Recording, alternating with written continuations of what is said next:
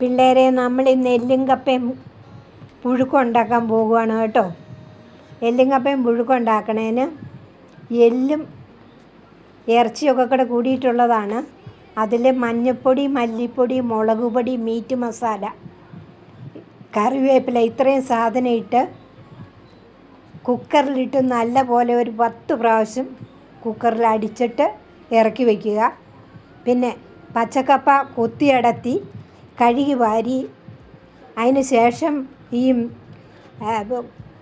കുക്കറിൽ നിന്ന് എടുത്തു വച്ചേക്കുന്ന സാധനം എല്ലും കപ്പയും കപ്പയുടെ മുകളിൽ ചേർത്തിട്ട് ഉള്ളി, പച്ചമുളക്, തേങ്ങ, കറിവേപ്പില ഇതെല്ലാം കൂടെ ഇട്ട് മിക്സിയിൽ അടിച്ച് ഈ കപ്പയുടെ മുകളിൽ പൊത്തി വയ്ക്കുക. 5 മിനിറ്റ് കഴിയുമ്പോഴേക്കും കപ്പ നല്ല അടിപൊളി ആയിട്ട് നമുക്ക് കഴിക്കാം. എല്ലും കപ്പയും നല്ല അതിഭയങ്കര